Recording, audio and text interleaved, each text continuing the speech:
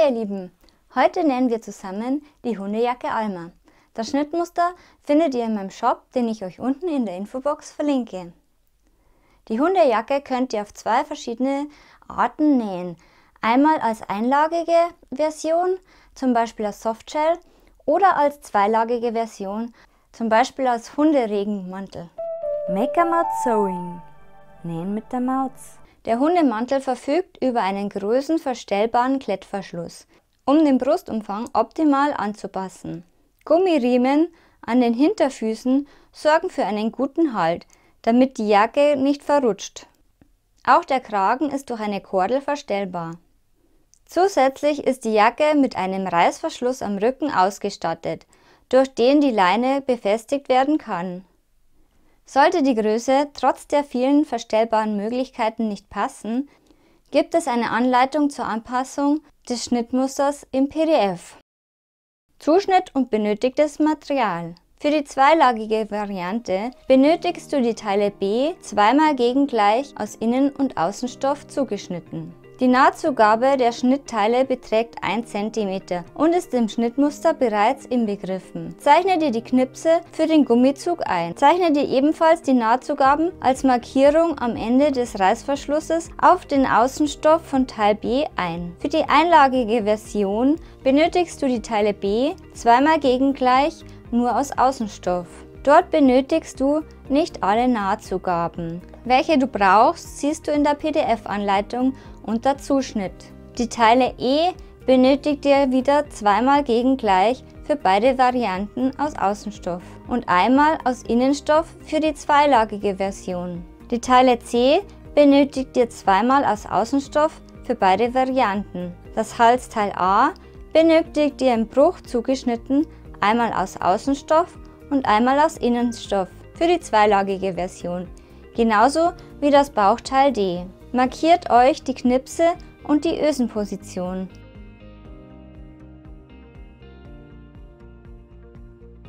Bei der einlagigen Version werden die Teile nur einmal gebraucht. Allerdings wird noch ein zusätzlicher Halsstreifen benötigt. Außerdem benötigst du noch Ösen, etwas Vlies zum Verstärken der Ösen, einen Kordelstopper und eine Kordel, Klettband und Flauschband, auf das du auf die Rückseiten doppelseitiges Klebeband klebst und einen Endlosreißverschluss mit 2 Schiebern. Versäubere die Enden, damit nichts aufgeht.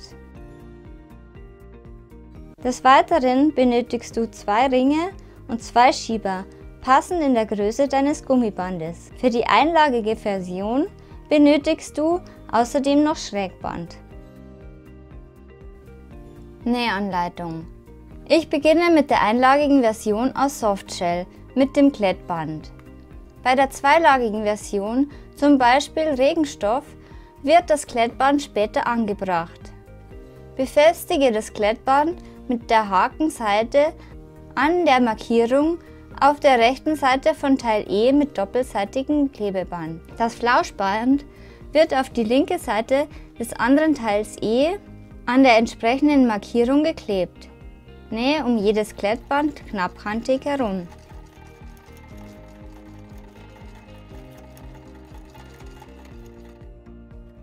Achte darauf, etwas über die Anfangsnaht zu nähen, damit diese gleich versäubert wird. Tipp: Die einlagige Version sollte aus einem nicht ausfranzenden Stoff sein. Das Teil C wird in beiden Versionen gleich genäht. Lege die Teile C rechts auf rechts aufeinander und nähe sie mit 1 cm Nahtzugabe an der Rundung zusammen.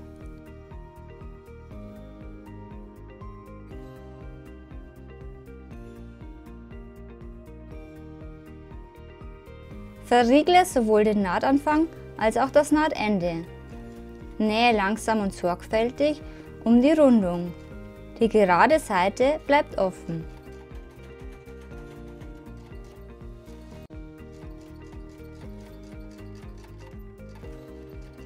Schneide die Nahtzugaben auf 2 bis 3 mm zurück.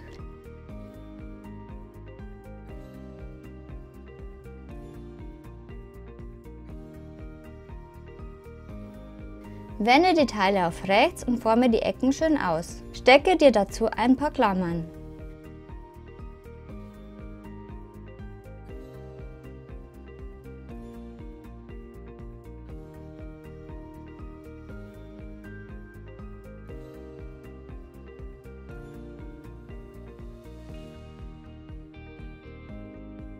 Nähe einmal knappkantig um die Rundung herum.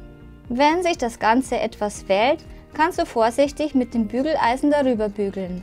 Am besten legst du ein Tuch dazwischen, damit der empfindliche Stoff nicht beschädigt wird. Teste dies vorher aber an einem Probestück.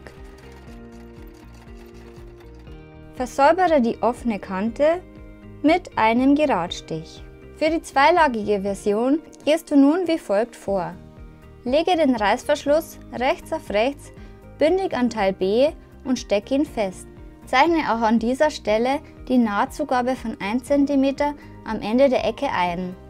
Nähe den Reißverschluss mit 1 cm Nahtzugabe bis zur Markierung fest und achte darauf, genau auf dieser Markierung zu enden. Verriegle den Nahtanfang und das Nahtende.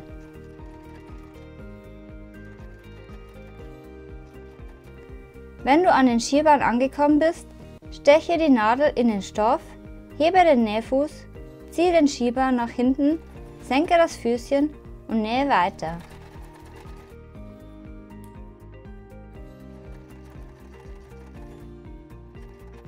Achte darauf, genau bis zur Markierung zu nähen. Ich habe hier etwas zu weit genäht und den letzten Stich noch einmal korrigiert.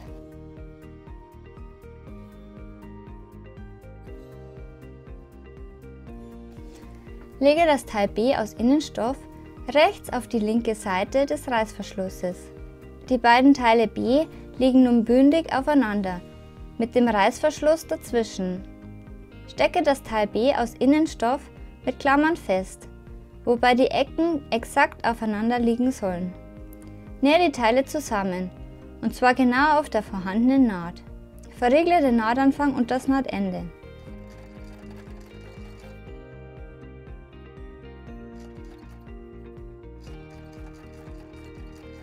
Wenn du an den Schieber angekommen bist, steche die Nadel wieder in den Stoff, hebe den Fuß, ziehe den Schieber nach hinten, senke das Füßchen und nähe weiter.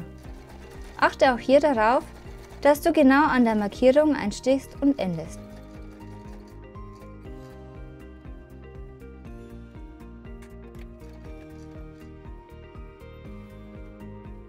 Stecke dann die zweite Außenseite von Teil B rechts auf rechts an die andere Seite des Reißverschlusses bündig an. Zeichne dir auch hier die Nahtzugabe von 1 cm an der Ecke an und nähe den Reißverschluss mit 1 cm Nahtzugabe bis zur Markierung fest. So sieht das genähte Ergebnis aus. Achte darauf, dass die beiden Teile B an der gleichen Stelle genau an der Nahtzugabe enden. Wenn das nicht der Fall ist, solltest du dies noch ausbessern. Stecke zunächst Teil C mittig auf die linke Seite des Reißverschlusses. Achte darauf, dass es bündig mit dem Reißverschluss und mittig zwischen den Nahtzugaben positioniert ist.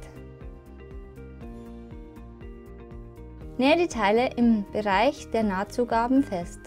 Anschließend stecke das zweite Teil B aus Innenstoff rechts auf die linke Seite des Reißverschlusses. Wiederhole die Schritte wie zuvor gezeigt. Die beiden Teile B sollten nun bündig aufeinander liegen, mit dem Reißverschluss dazwischen. Achte darauf, dass die Ecken exakt aufeinander liegen. Nähe die Teile zusammen und zwar genau entlang der vorhandenen Naht. Verriegle den Nahtanfang und das Nahtende. Für die einlagige Version, zum Beispiel als Softshell, wird der Vorgang auf die gleiche Weise genäht, jedoch nur mit dem Außenstoff. Teil C wird in diesem Fall später angenäht. Schneide die Ecken im Nahtzugabenbereich von Teil B bis kurz vor die Naht ein. Bei der zweilagigen Version machst du dies sowohl mit der Außen- als auch mit der Innenseite. Bei der einlagigen Version verwendest du nur den Außenstoff. Achte darauf, dass der Reißverschluss nicht mit eingeschnitten wird.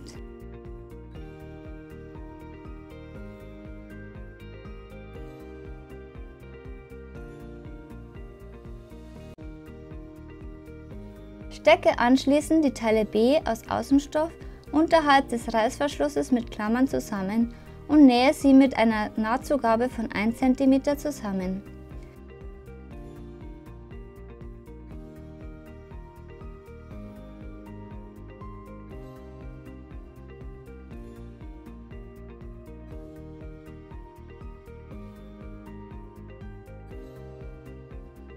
Da die Stelle unterhalb des Reißverschlusses etwas knifflig zu nähen ist, kannst du im Nahtzugabenbereich eine Nadel anstelle einer Klammer verwenden, da diese beim Zusammennähen besser hält. Verriegle den Nahtanfang und das Nahtende. Dies gilt sowohl für den Außenstoff als auch für den Innenstoff.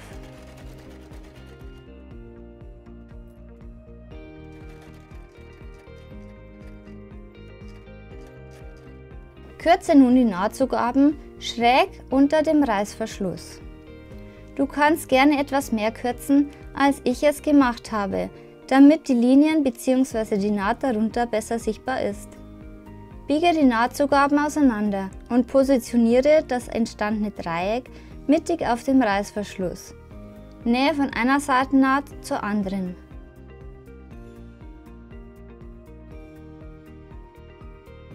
Und achte darauf, dass du die Innenteile nicht versehentlich mit annähst. Verriegle beim Nähen den Nahtanfang und das Nahtende. Falls du die Ecke nicht sofort triffst, kannst du über diese Stelle einfach noch einmal nähen. Die einlagige Version wird auf die gleiche Weise eingeschnitten, gesteckt und genäht, jedoch nur mit dem Außenstoff. Wiederhole die Schritte mit dem Teil B aus Innenstoff bei der zweilagigen Version. Bügele die Nahtzugaben auseinander und nähe sie rechts und links knappkantig an. Überprüfe während des Nähens regelmäßig, ob die Nahtzugabe richtig positioniert ist. Kurz vor dem Ende biegst du den Reißverschluss zur Seite und nähst so weit wie möglich. Vergiss nicht, den Nahtanfang und das Nahtende zu verriegeln. Nähe nun bei der zweilagigen Version einmal knappkantig mit dem Reißverschluss-Nähfuß um den Reißverschluss herum. Achte darauf, dass alles schön glatt liegt. Bei Stoffen, die keine Löcher hinterlassen, kannst du die Teile mit Nadeln feststecken. In meinem Fall musst du die Stofflagen während des Nähens in der Hand halten und immer wieder ausrichten, da ich hier keine Nadeln verwenden kann. Biege die Reißverschlussabdeckung C zur Seite, damit sie nicht mit angenäht wird, und nähe dann die erste Hälfte an. Wenn du an die Ecken kommst, stichst du in den Stoff ein, hebst das Füßchen, drehst den Fuß um 90 Grad, senkst das Füßchen wieder und nähst weiter. Bei Stecken der Nadel kannst du dann die Reißverschlussabdeckung wieder zurückklappen und den Rest nähen. Achte darauf, dass der Stoff immer schön glatt da liegt.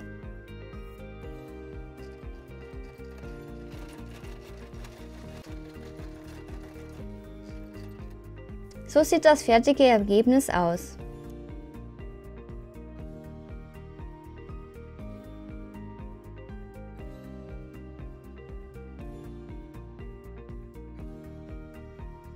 Jetzt kannst du die Nahtzugaben auseinanderbügeln oder, wenn es der Stoff nicht zulässt, diese während des Nähens halten und rechts und links knappkantig abstecken. Achte darauf, dass du nicht versehentlich die Innenseite B mit annähst.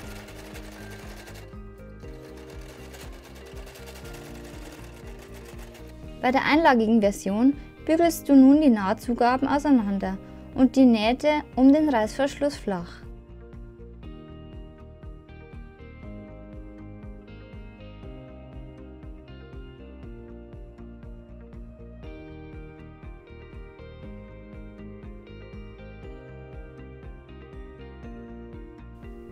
Mit doppelseitigem Klebeband klebst du nun die Reißverschlussabdeckung C bündig auf die Rückseite des Reißverschlusses, und zwar mittig in der Öffnung.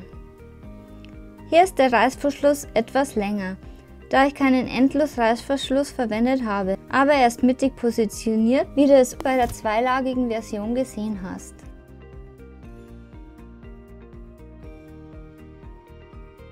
Nähe dann einmal knappkantig um den Reißverschluss herum. In diesem Schritt nähst du die Reißverschlussabdeckung C gleich mit an. Vergiss nicht, den Nahtanfang und das Nahtende zu verriegeln. Um sicherzustellen, dass ich die Reißverschlussabdeckung C gut treffe, nähe ich die erste Seite bis zum Ende der Reißverschlussabdeckung mit geöffnetem Reißverschluss. Dort schließe ich den Reißverschluss und nähe dann bis zum Ende der kurzen Seite.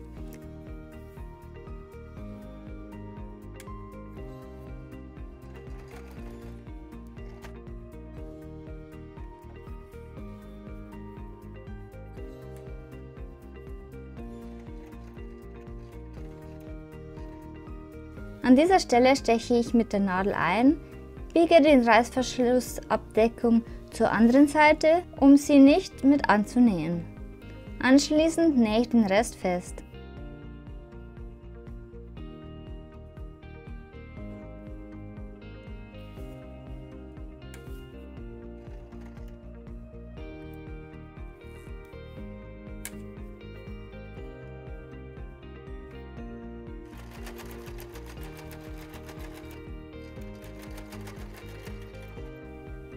So sieht das Ergebnis aus.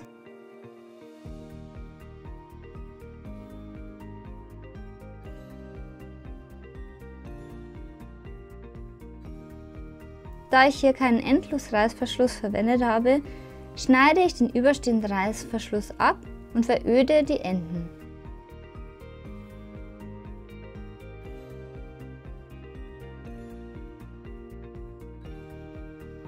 Auch hier kannst du die Nahtzugaben rechts und links feststeppen. Wenn sich der Stoff wellt, gehe vorsichtig mit einem Bügeleisen darüber.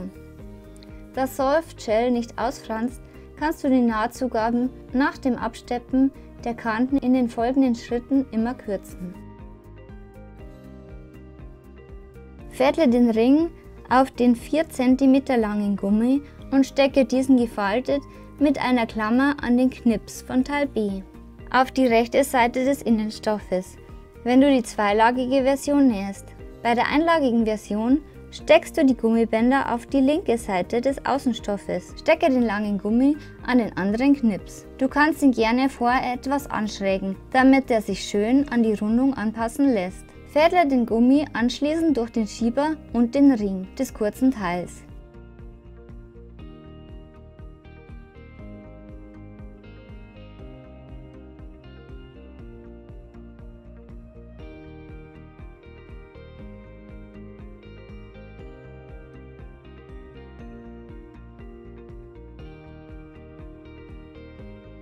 Gehe dann zurück zum Schieber, fädle ihn erneut durch und nähe das Gummiteil fest.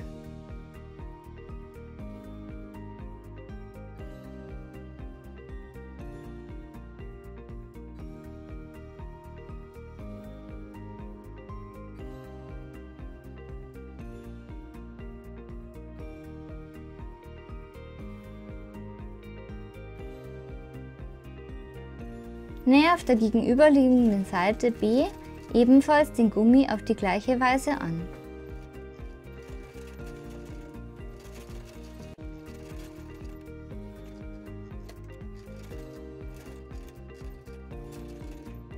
Stecke Teil E aus Außenstoff bündig rechts auf rechts unten an das Teil D aus Außenstoff mit Klammern fest.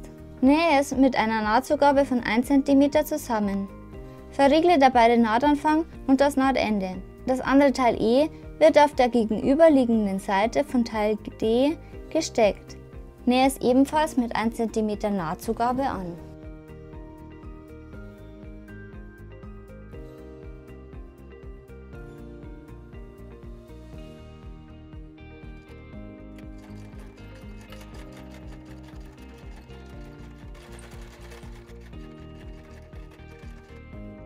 Bügle anschließend die Nahtzugaben auseinander und steppe diese rechts und links neben der Naht knapp kantig ab.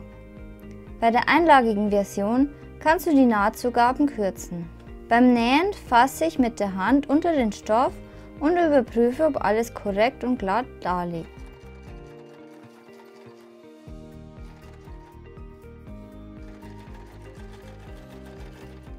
Auf der zweiten Seite mache ich das genauso. Hier kannst du dich an der ersten Naht orientieren. So sieht das fertige Ergebnis aus. Der Innenstoff bei der zweilagigen Version wird auf die gleiche Weise genäht. Bei der einlagigen Version entfällt der Innenstoff, der Rest wird jedoch gleich genäht. Stecke die Teile D an B aus Außenstoff und Innenstoff der zweilagigen Version und nähe sie mit einer Nahtzugabe von 1 cm zusammen. Verriegle dabei den Nahtanfang und das Nahtende. Steppe anschließend die Nahtzugaben auf der Außenseite und Innenseite rechts und links knappkantig ab.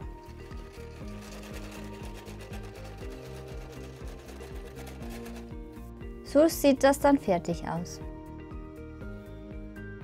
Jetzt steckst du die offenen Kanten rechts auf rechts mit Klammern zusammen. Die noch offene Seite von Teil B und D sowie der Hals werden dabei nicht gesteckt. Nähe einmal rundherum mit einer Nahtzugabe von 1 cm.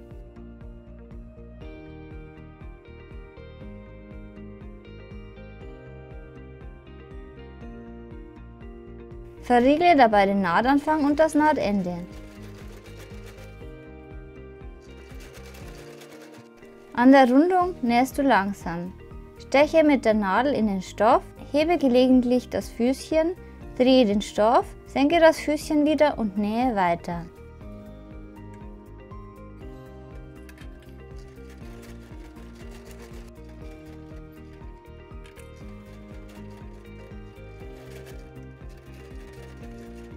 Schneide die Nahtzugaben an der Rundung, am Gummi und an dicken Stellen zurück.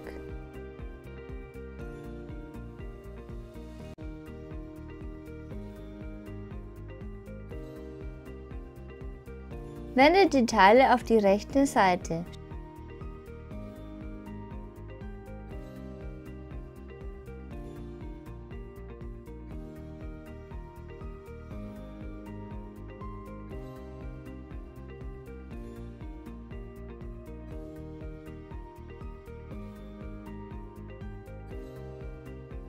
Stecke dann die noch nicht genähte Naht von Teil D und B zusammen und nähe sie mit einer Nahtzugabe von 1 cm.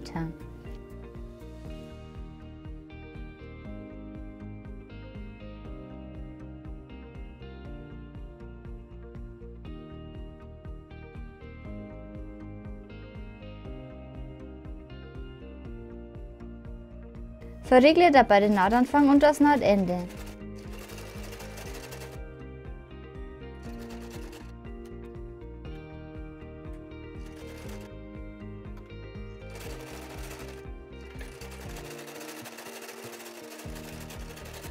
So sieht das Ergebnis aus. Somit ist der Halsausschnitt geschlossen. Nachdem du die Naht genäht hast, steppe die Nahtzugaben rechts und links knappkantig ab. Forme die Ecken schön aus und stecke sie mit Klammern zusammen. Nähe anschließend einmal knappkantig rundherum. Der Halsausschnitt bleibt dabei offen.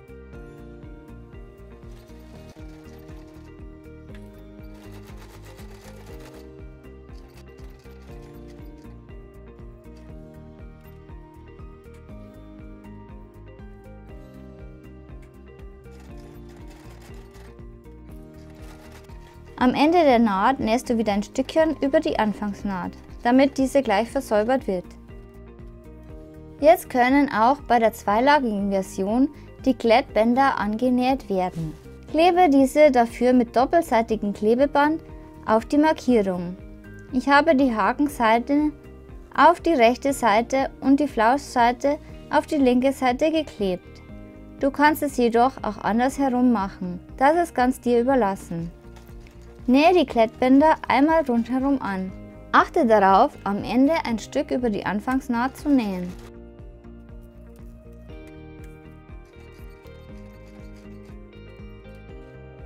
Als nächstes werden die Ösen an der Markierung am Außenstoff von Teil A befestigt. Ich habe die Ösen bereits vorbereitet. Wenn du wissen möchtest, wie man Ösen anbringt, kannst du dir das eingeblendete Video anschauen. Nun steckst du die Teile A bei der zweilagigen Version aus Innen- und aus Außenstoff an den kurzen Seiten rechts auf rechts zusammen. Nähe sie mit 1 cm Nahtzugabe.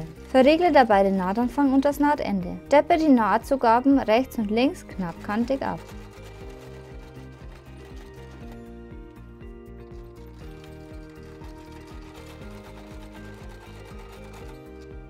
Bei der einlagigen Version verfahrst du mit dem Teil A aus Außenstoff genauso. Dort nähst du aber dann anstelle des Innenstoffes den Stoffstreifen F rechts auf rechts mit 1 cm Nahtzugabe an der kurzen Seite zusammen. Verriegle auch hier den Nahtanfang und das Nahtende. Steppe die Nahtzugaben rechts und links bei beiden Teilen knappkantig ab und schneide die Nahtzugaben der Teile A und F zurück. Jetzt nähen wir das Halsteil an. Stecke dafür bei der zweilagigen Version die Teile A aus Außenstoff rechts auf den Halsausschnitt.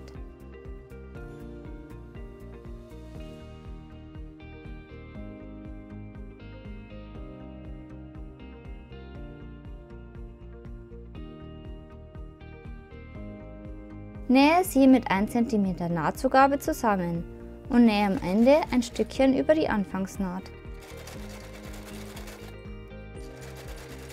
Stecke die Innenteile ebenfalls rechts aufeinander und nähe sie mit 1 cm Nahtzugabe zusammen. Achte darauf, auf der bereits vorhandenen Naht zu nähen. Nachdem du die Teile angenäht hast, kannst du die Nahtzugaben kürzen. Wende das Halsteil auf rechts .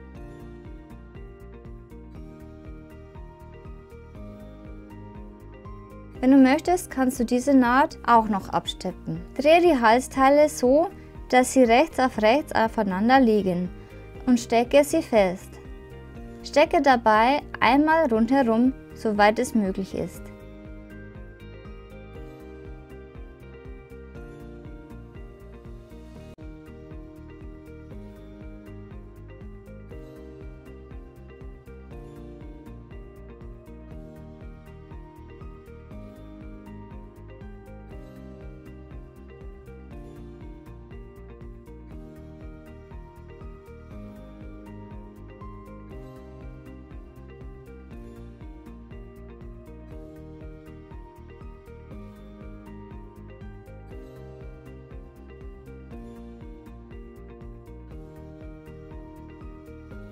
Nähe die Teile mit 1 cm Nahtzugabe zusammen und verriegle dabei den Nahtanfang und das Nahtende.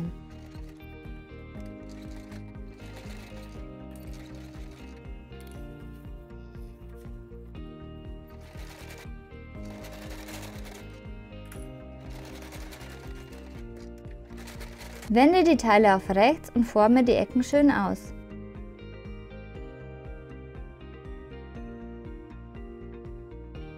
Stecke sie mit Klammern zusammen.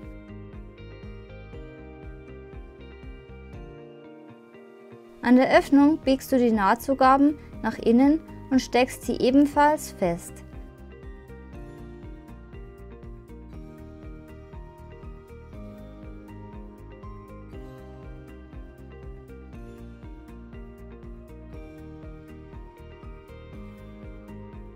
Nähe einmal knappkantig rundherum. Am Ende der Naht nähst du wieder ein Stückchen über die Anfangsnaht.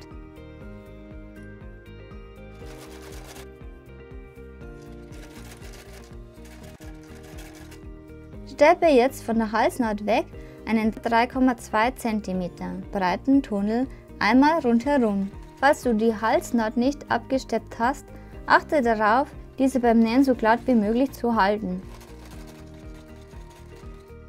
Stecke die Teile B und D der einlagigen Version an der Schulternaht zusammen, sodass die Halsöffnung entsteht.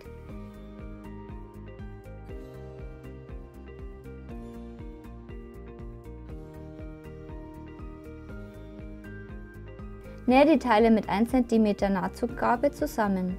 Verriegle dabei den Nahtanfang und das Nahtende. Steppe die Nahtzugaben rechts und links knappkantig ab und kürze anschließend die Nahtzugaben. Stecke das Halsteil A rechts auf den Halsausschnitt.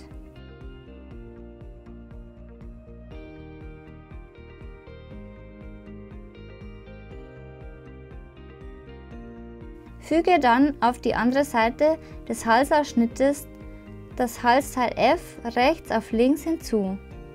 Nähe die Teile mit 1 cm Nahtzugabe zusammen. Nähe am Ende ein Stückchen über die Anfangsnaht.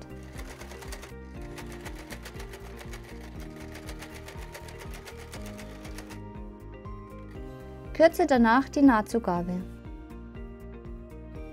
Wende das Halsteil auf rechts. Wenn du möchtest, kannst du auch die Halsnaht noch absteppen. Nähe einmal rund um das Teil F, sodass ein Tunnel entsteht. Der Abstand zur Naht beträgt dabei ca. 3,2 cm. Achte darauf, die Naht beim Nähen schön flach zu halten und nähe etwas über die Anfangsnaht.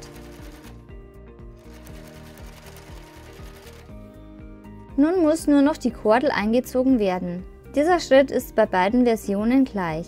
Am besten verödest du die Enden bei einer Kunststoffkordel mit einem Feuerzeug, damit sie nicht ausfransen. Fäde die Kordel mit einer Sicherheitsnadel durch den Tunnelzug.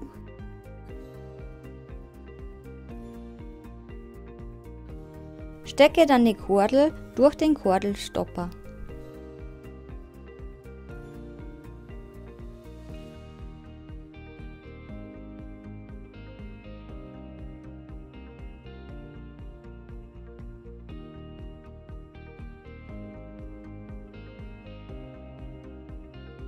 Nähe die Kordelenden mit einem Zickzackstich zusammen.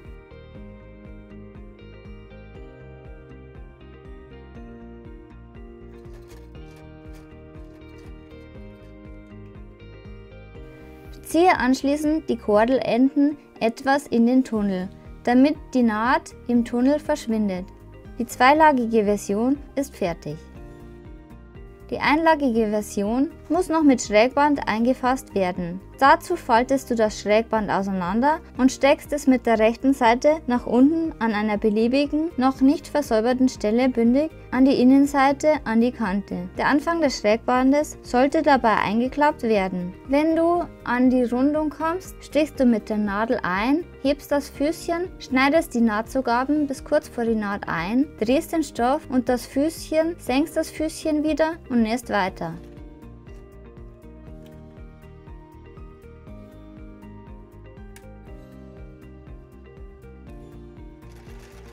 So sieht die Rundung dann aus. Am Ende schneidest du das Schrägband etwas überstehend ab und nähst über die Anfangsnaht. Das Schrägband wird an allen offenen Kanten angenäht. Klappe das Schrägband dann auf die andere Seite um, also zweimal gefaltet. Achte darauf, dass der Anfang und das Ende genau aufeinander liegen, bevor du es feststeckst, damit es sauber aussieht. Stecke das Schrägband einmal rundherum fest, wobei die Rundung mit einem kleinen Knick fixiert wird.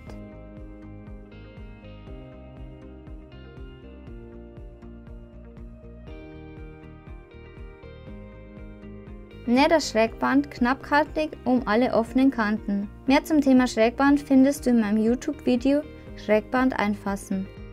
Fertig ist die Hundejacke Alma. Wenn euch das Video gefallen hat, würde ich mich noch über ein Like, einen Kommentar und ein Abo freuen. Und dann sehen wir uns bald wieder. Tschüss!